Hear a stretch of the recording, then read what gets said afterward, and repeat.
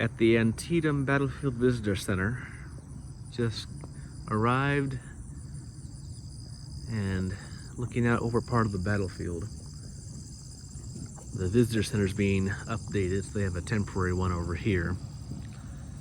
But hard to believe this site was the bloodiest single day in U.S. history. Walking toward the Dunker Church, which was the site of the first actions of the day on September 17, 1862. We're right where the Confederates were, and then the Federals would push them back, and then finally the Confederates would push back, and a stalemate would ensue on this part of the battle, and the battle would shift further to the south to the Sunken Road, and then finally to Burnside's Bridge. Walking across part of the battlefield here, coming up on one of the monuments by the visitor center here at Antietam.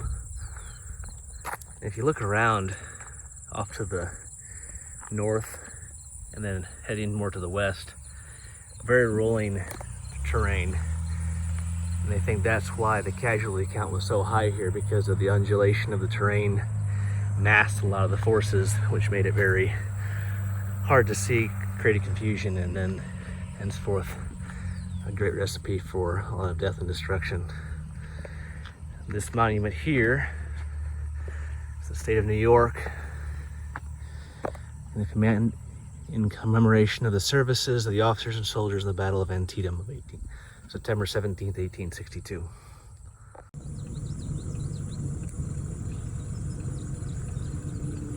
The north end of the battlefield, this is where General Joseph Hooker's 2nd Corps moved and hit the Confederates under Stonewall Jackson and the Texas Division under John Bell Hood.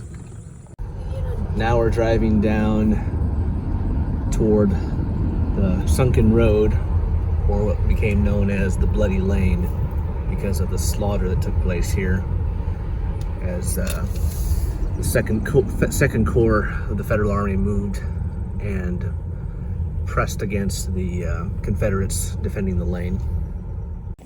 At the Sunken Road at Antietam, what became known as the Bloody Lane.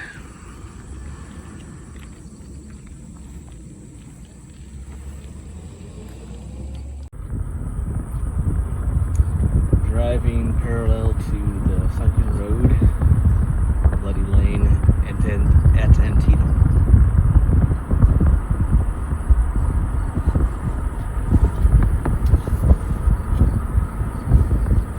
Hard to believe just the horror which happened here in 1862. Such a peaceful place now.